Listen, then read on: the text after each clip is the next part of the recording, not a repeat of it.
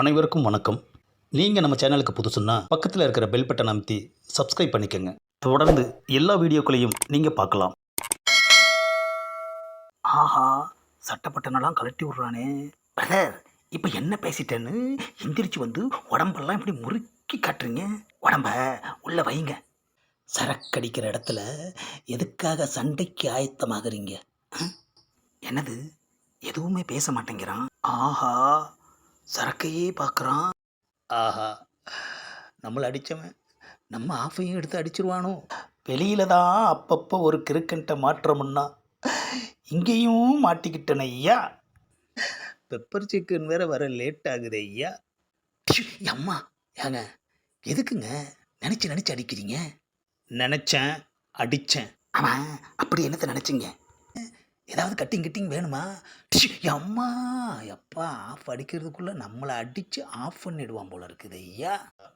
யோ, ஏதாவது தேவைன்னா கேளியா? எதுக்கியா வந்ததுலேருந்து விட்டு பொழந்து கட்டுற? 500 கீழே கிடந்து எடுத்து இல்லை. ஆஹா, எடுத்த நீ அதை யார் பண்ணணும்னு கேட்டியா? நம்ம பணம் எடுத்ததை பார்த்துருக்காயா. நாம தான் இவனை பார்க்காம வந்துட்டோம். ஆமாம், எடுத்தேன். இப்போ அதுக்கு என்ன? அதில் தான் ஆஃப் வாங்கி வச்சுட்டு பெப்பர் சிக்கன் ஆர்டர் பண்ணியிருக்கேன். பணத்தை கண்டெடுத்த அமுக்கத்தான் பார்ப்பாங்க. யாரோடதுன்னு ஆராய்ச்சியெல்லாம் பண்ண மாட்டாங்க. போதுமா? அம்மா, யோ, உன் வீட்டு பணத்தை எடுத்த மாதிரி பொசுக்கு பொசுக்குன்னு அடிக்கிற. பணத்தை தொலைச்சதே நான் தான்டா. ஆஹா, அதனால தான் வந்து உக்காந்ததுலேருந்து என்ன ஏதுன்னு கேட்காம நம்மளை பொழந்து கட்டுறான் ஐயா. என்னடா சைலண்ட் ஆயிட்ட? இவங்கிட்ட நாம் என்னத்தையா பேசுறது? 500 தொலைச்சதுக்கே இப்படி தின்னு கட்டுறானே. நாம் நினச்ச மாதிரி இவன் 5000 தொலைச்சிருந்தா நம்மளை சிரிச்ச மேனிக்கு படுக்க வச்சு பாடையே கட்டியிருப்பான் ஐயா. ஆமாம், நீ யாரு, எந்த ஏரியா? ஆஹா, ஏரியாலாம் கேட்குறானே. ஒருவேளை தேடி வந்து அடிப்பானோ? உண்மையை சொன்ன ஒருவேளை அதுக்கும் அடிப்பானோ? சொல்லுடா, நீ யாரு? நான் நாக்கு மூக்கு குடிகார சங்கத்தோட தலைவர். டிஷு, டிஷு. ஒரு தலைவன் செய்கிற காரியமாடா இது?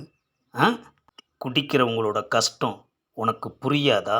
500 சத்தம் இல்லாமல் அமுக்கிட்டு வந்து இங்கே ஆஃப் அடிக்கிறியா?